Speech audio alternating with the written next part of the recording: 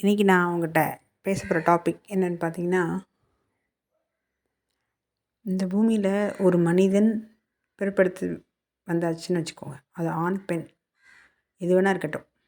இந்த பூமியை விட்டு அவங்க போகும்போது இந்த உடல் எடுத்து வந்த நோக்கத்தை கண்டிப்பாக நிறைவேற்றி தான் போக முடியும். அப்போ தான் இந்த உடல் எங்கேருந்து வந்ததோ அங்கே போகும்.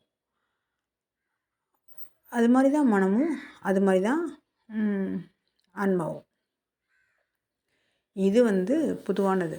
ஆனால் இந்த மனிதன் கடந்து வந்த பாதை, இந்த மனம், இன்னும் ஒரு ஒரு ஷார்ட்டாக சொல்லணுன்னா, நீங்கள் ஆன்மா அப்படிங்கிற ஒரு பிரம்மத்திலேருந்து இங்கே வந்து பல பிறவிகளை எடுத்து வந்தே இருந்து உங்களோட நல்லது கெட்டது நீங்கள் பண்ண கர்ம வினைகள், நன்மையும் தீமையும் டேலி பண்ணியே வரும்போது அது நியூட்ரல் ஆகி சமமாக ஆகும்போது உங்கள் நல்லதையும் நீங்கள் கரைச்சிருக்கணும், கெட்டதையும் கரைச்சிருக்கணும். இப்போ நியூட்ரல் ஆகும்போது நீங்கள் என்ன பண்ணுறீங்கன்னா, பிறப்பு இறப்பு அற்ற நிலைக்கு போகிறீங்க.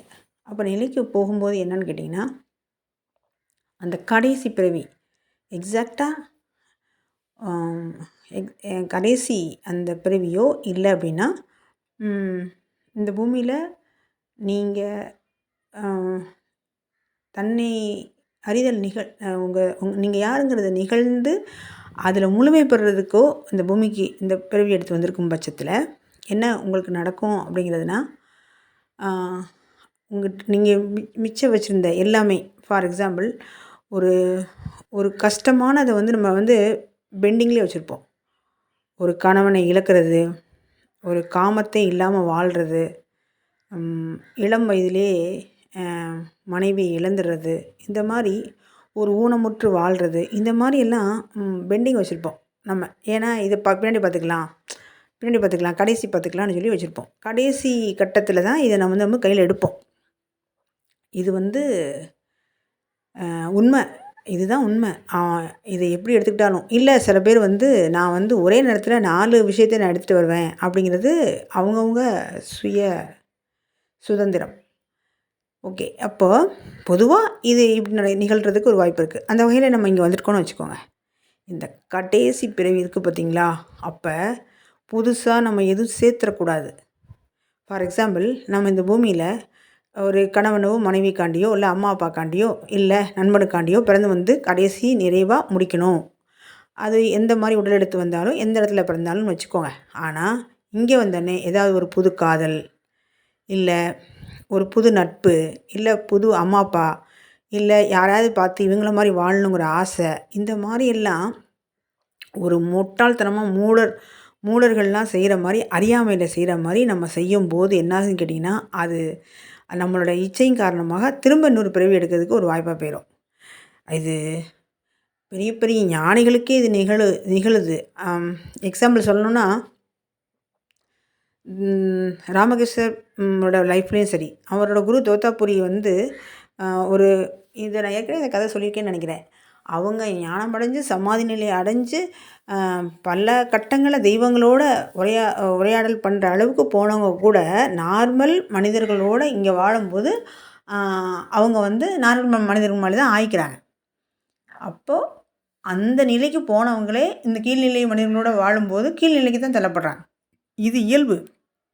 இதுதான் இந்த உலகத்தோட மொத்த மாயையோட கான்செப்டே. இதை யாராலையும் தடுத்து நிறுத்த முடியாது.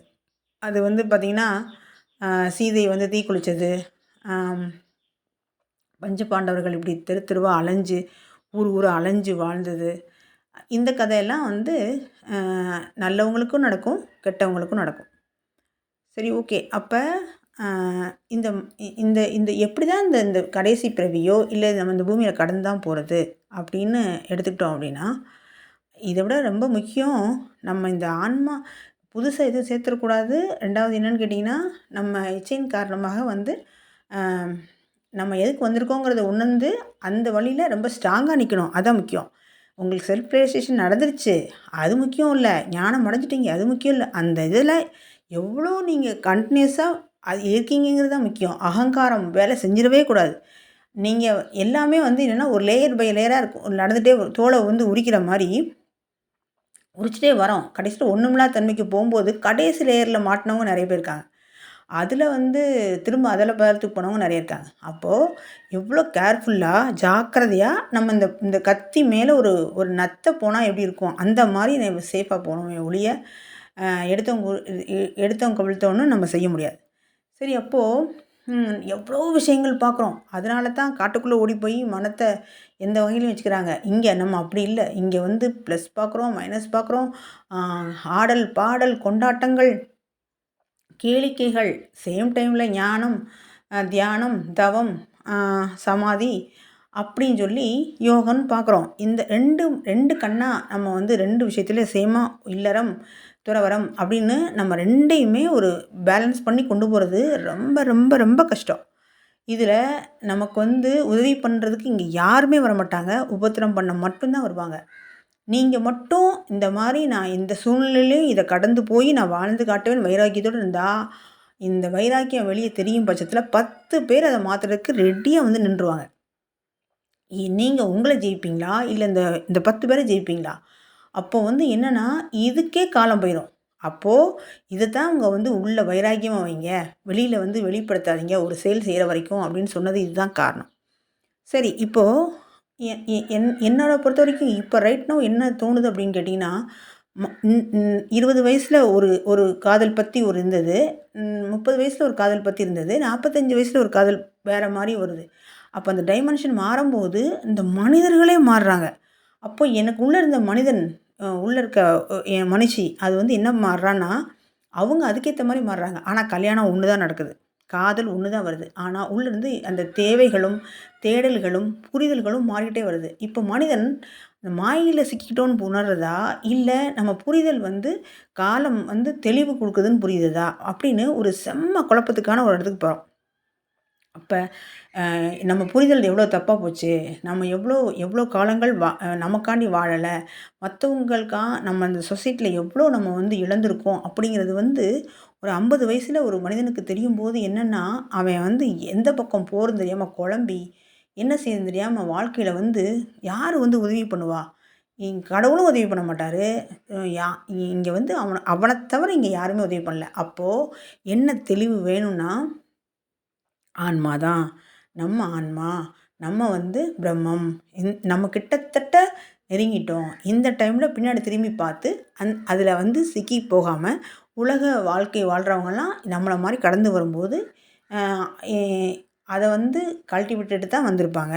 ஸோ நம்ம திரும்பி பார்க்க தேவையில்லைங்கிற ஒரு புரிதலும், நம்மளை எதெல்லாம் வந்து ஃபார் எக்ஸாம்பிள் நித்யானந்தர் எடுத்துக்கோங்க, அந்த மாதிரி ஞானி எடுத்துக்கோங்க, கடைசி கட்ட அந்த உச்ச விழிப்புணர்வுக்கு வரும்போது காமம் அப்படிங்கிறத வச்சு, பெண் அப்படிங்கிறத வச்சு, ஒரு ஆணுக்கு பெண்ணும் பெண்ணுக்கு ஆணை வச்சு அடிக்கும்.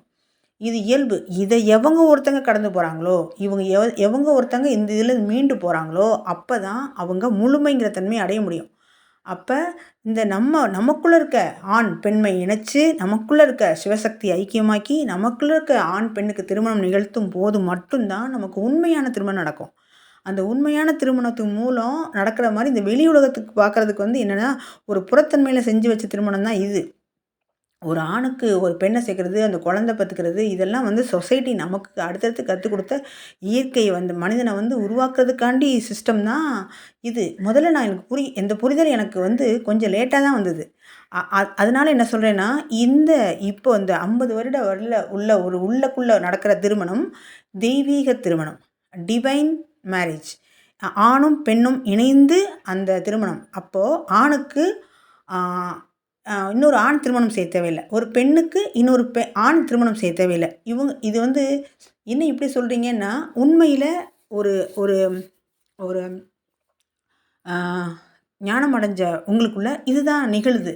இதுதான் அவங்க சிற்றின்பத்தை விட்டுட்டு பேரின்பத்தை அடைகிறதுக்கு இதுதான் படிநிலையாக இருக்குது. அந்த படிநிலையை நீங்கள் எவ்வளோ ஸ்ட்ராங்காக எவ்வளோ உறுதியாக நீங்கள் கடந்து போகிறீங்களோ உள்ள, அப்போ தான் நீங்கள் வந்து இந்த நிலையில் நீங்கள் வந்து எவ்வளோ ஸ்ட்ராங்காக இருக்கீங்கிற பொறுத்து தான் திரும்ப வந்து இந்த சிற்றின்பத்துக்குள்ளே சிக்காமல் பேரின்பத்தில் நிலையாக நிற்கிறதுக்கு வைராக்கியமும் விடாமுயற்சியும் அதுதான் முக்கியம்.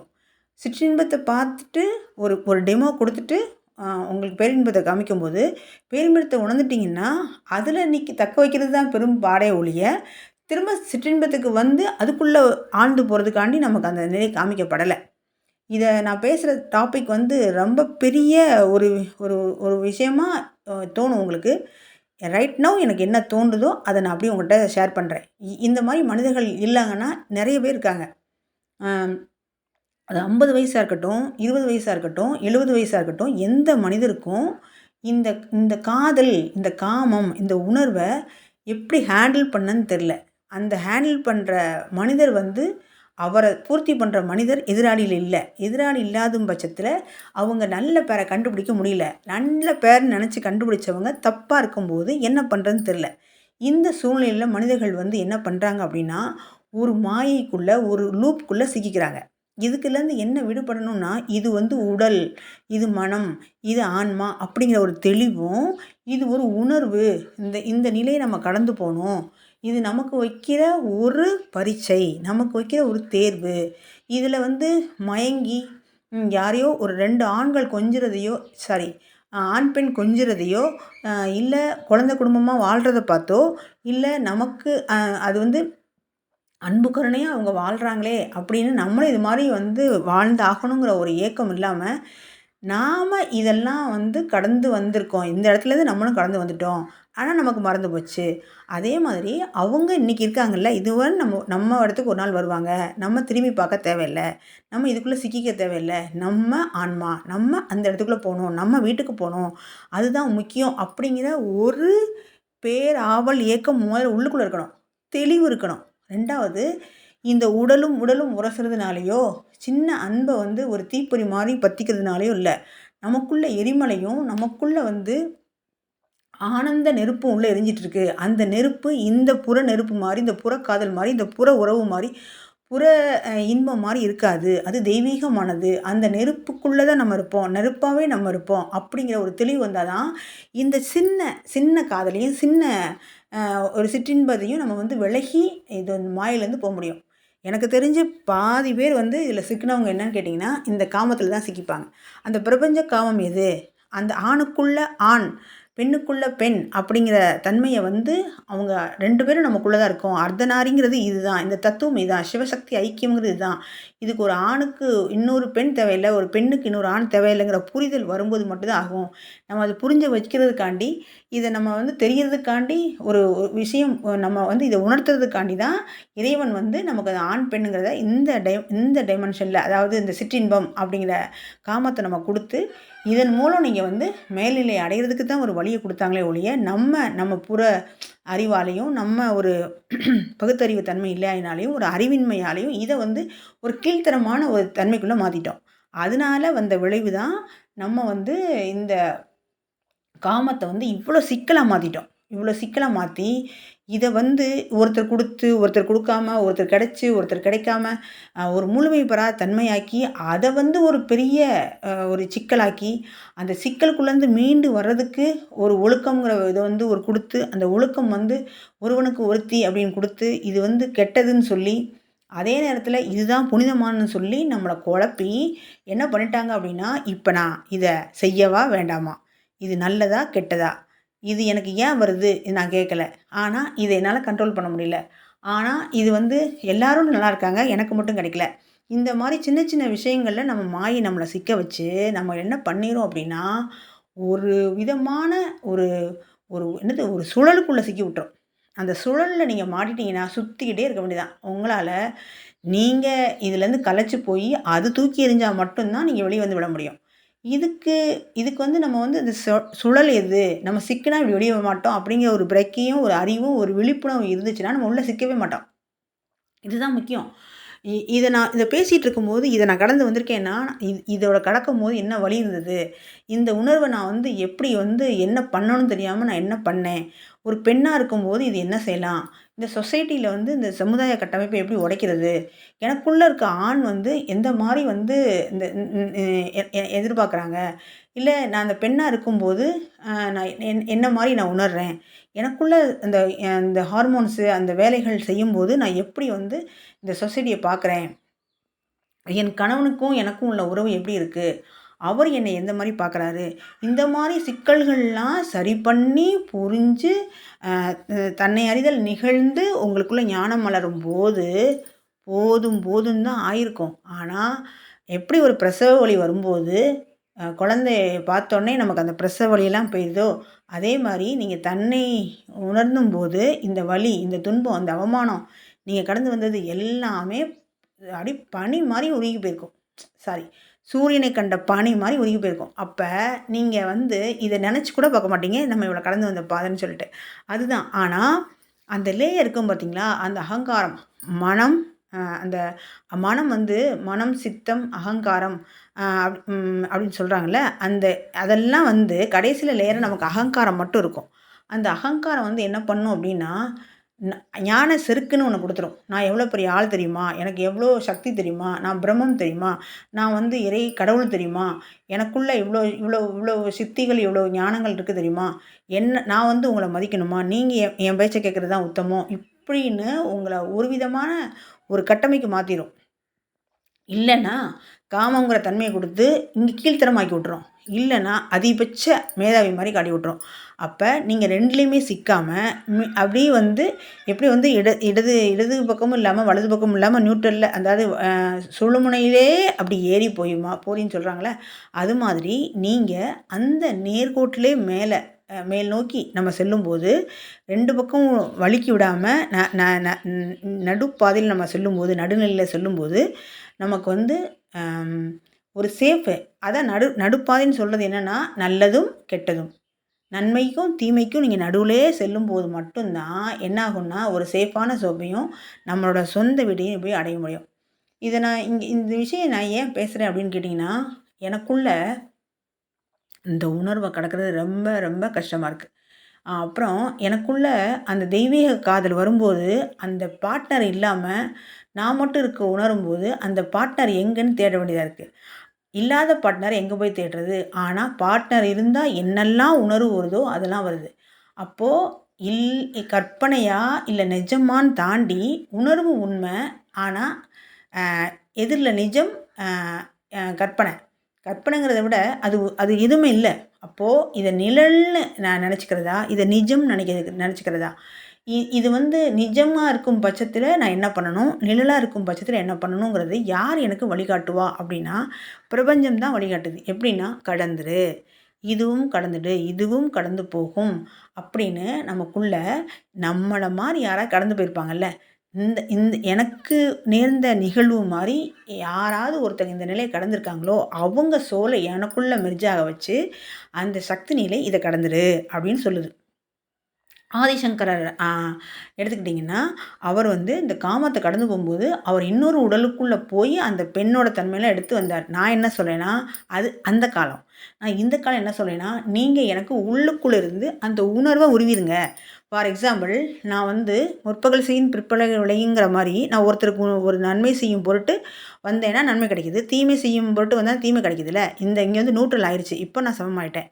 இப்போ நீங்கள் பிரபஞ்ச சக்தி என்ன செய்யலாம், ஆனால் இதே மாதிரி நிறைய ஹையர் சோல்லாம் இருப்பாங்கல்ல, அவங்ககிட்ட ரெக்வஸ்ட் பண்ணி எனக்கு இந்த உணர்வு வந்துச்சுன்னா இந்த உணர்வை நீங்கள் எடுத்து விட்ருங்க, அவ்வளோதானே.